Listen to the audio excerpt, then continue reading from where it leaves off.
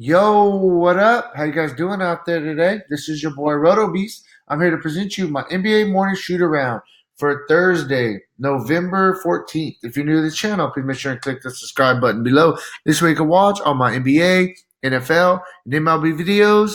If you haven't came and checked out our website here at dfscheatsheet.com, you're absolutely missing out. We have all the tools to help you compete with the pros day in and day out, including a complete optimizer, tons of content, daily Fanduel and Draftkings cash apps. Hey, we're truly a one-stop shop for all your DFS needs. So make sure to come check out the site here at dfscheatsheet.com. So, hey, we got a small little 5-game slate. I think it's a pretty good slate here. Yeah, man. I'm ready to jump into this real quick. Before we do though, if you guys don't mind, please take that quick second, click the like button down below. Helps me out. Really appreciate that from you guys. And yeah, let's go. So we'll start at point guard. We're going to make this quick, make it easy, kind of move on. We'll start at the top. Definitely think Doncic is in play. Going against a young New York team. This is a game that Dallas should definitely dominate, and I expect Doncic to be right in the thick of things. Triple-double upside any night, giving us a really solid floor, averaging 53 fantasy points a game. Trae Young in a very up-tempo game going against Suns. This is really his type of game, just an up-and-down game. He's going to take a ton of shots. The guy's just been balling, man. He's averaging, he got at least 10 assists in three of the four past 4 games, playing a crazy amount of minutes, scoring the ball like crazy, 60 fantasy points in 3 straight, giving us a solid floor. I like him, man. I think that he's a really, really good play there. Kyrie Irving, we got to wait on him, see what happens with him. It's looking like he's probably going to play. He has been upgraded to probable. If he doesn't play, I think that you can if he doesn't play, I think that you can give Spencer Dinwiddie a bump. Either way, I like Spencer Dinwiddie with Karis LeVert out anyways.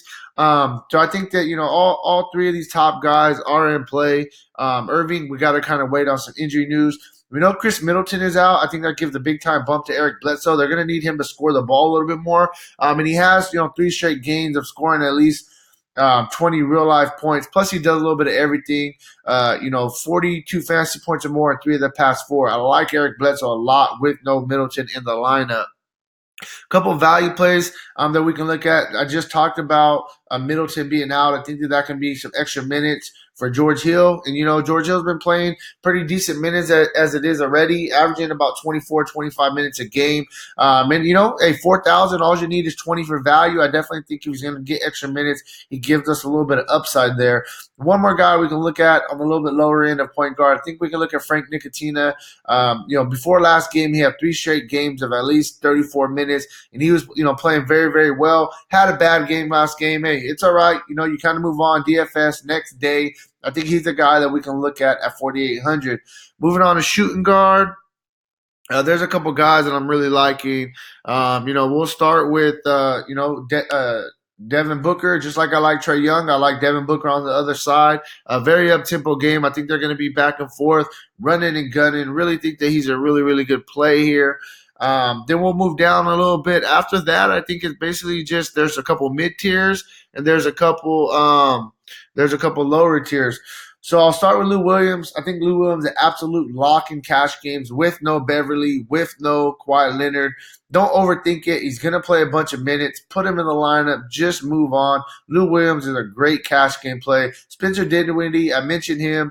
I like him. Karis LeVert's out. He's going to get some extra run. And then if Kyrie Irving ends up being out as well, I think the guy will start at point guard and play, 35-plus minutes. Either way, I like Dinwiddie, but we got to wait on that Kyrie news to see if Kyrie's going to be out. Like I said, he'll get that big-time bump. Moving down, we're just going to go straight to the value tier. I think there's a bunch of good value guys here at the shooting guard spot. We'll start with Wesley Matthews. No Chris Middleton. I expect him to play around 30 minutes. I know he's been playing bad. I understand that. But bare minimum price tag, all you need is 18 for value. So I think that he's a good value play. We can look at another guy we can look at that's been playing pretty good. We can look at Benbury. He is game time decision listed as probable with the illness. but he's a guy that's been getting an uptick in minutes, and I think he's another guy that we can look at on the kind of lower end at 4,400. Couple more guys. Like I said, I mentioned the Kyrie thing. We mentioned the Levert thing. The Karis Levert thing. Garrett Temple's been a guy that's been getting some extra run. And at 3,600, you need 18 for value. You don't need very much. I think he's a really good value play. And last but not least, I also think that we can look at Pat Connaughton. I think he'll get some extra run with Middleton out. If he's going to be in that starting lineup, I'll like him even more. We got to wait and see who's going to end up starting for Middleton. But nonetheless, there's a bunch of value over there on the Buck side things and a bunch of value at the shooting guard position in general. Middleton out. You can definitely look at Antetokounmpo, looking like a really, really good play today. One thing that I will say, we got Paul George. He's looking to make his debut today. Probably going to be on a minutes limit. I mean, it's his first game back, 9,400. I don't know how comfortable I feel playing him here today with this new team. But with, Leonard out, with Beverly out, I could definitely see them putting the ball in his hands and just be like, hey, man, get yours. It's your first game back. Have some fun. So I think that you can look at Paul George, a deep GPP play, though, just because I don't know how much minutes he really is going to play. We got to wait and see what happens with Brandon Ingram. He's a game-time decision. He's been out the past couple of days. If Brandon Ingram is out, I think that definitely opens up a spot for a guy like Kendrick Williams, who's already been playing some extra minutes. And he's a guy that can do a little bit of everything and fill the stat sheet. So that's a piece of injury news that we got to wait on. Couple more value guys that I'll throw out there that I think we can look to kind of pay down for. I think we can look at Maurice Harkless with no Leonard, with no Beverly in the lineup. I think that he can get some extended run. As well as I think that we can look at Cam Reddish at a bare minimum price tag. Definitely been up and down, but he does have a little bit of upside, and you only need 18 for value. So he's a pretty good value play out there. Moving on to the power forward spot. There's a couple guys we could pay up for sure. First, I'm going to start with Porzingis going against his old team in New York. I think this is a spot. I mean, he's coming off a bad game where he just was in foul trouble. I think this is a spot against his old team at home. He's already had a 53 fantasy point game earlier in this year against New York. I really like Porzingis in the spot. I think he gives us a really good floor. I think that he's a solid guy that you can look at possibly in your cash games today as well. After him, we'll go down a little bit. Jabari Parker, since Collins has been out, Jabari Parker stepped in that starting role, and the guys has been flourishing. He's a baller. We know what Jabari Parker does. When he gets minutes, he does well. He's got basically 30 minutes in 5 straight games, and he's scoring the ball 20-plus points in 3 straight games with some upside of already a 60 fantasy point game. At 7,200, all you need is 36 for value. So Jabari Parker is definitely a guy on the board that we can look at. Derek Favors, 6,600, back-to-back games of 29 minutes and being back in that starting lineup. If he's going to play right around 30 minutes, Derek Favors definitely gives us that upside. I think that he's a guy that we can also consider right there. A couple more guys we'll finish off with. I think that we can go right back to the well. We can look at Jarrett Allen once again. It's all about minutes with him. Sometimes he plays minutes, sometimes he doesn't.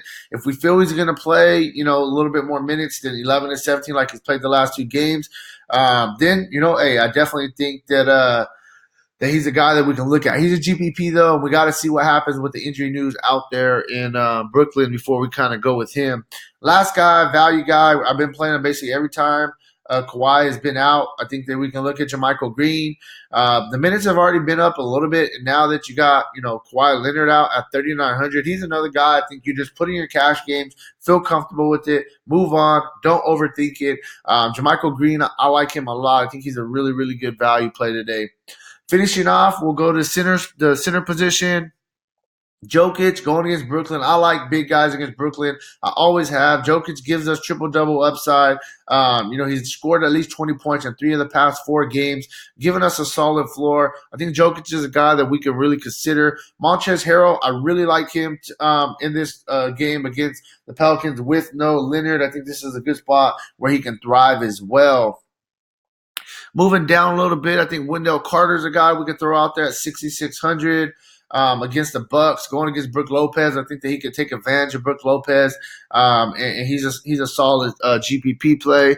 On the flip side, I think we can also look at Brook Lopez as well. He's going to extend Wendell Carter out on the 3-point line where Carter doesn't really feel too comfortable. The Bucks are going to need some extra scoring with no Middleton, and we know that Brook Lopez can definitely put up some points. So Brook Lopez is a guy that we can really look at as well. And that's really where I'm at. I mean, value-wise, you could possibly look at a guy like Alex Lynn at 3,800. If we feel he's going to get the minutes, then he's possibly in play. And that's really where I'm at. So if you want a more in-depth analysis on today's slate, make sure to check out the site, dfscheatsheet.com. And hey, good luck on your guys' contest, all right? Peace out.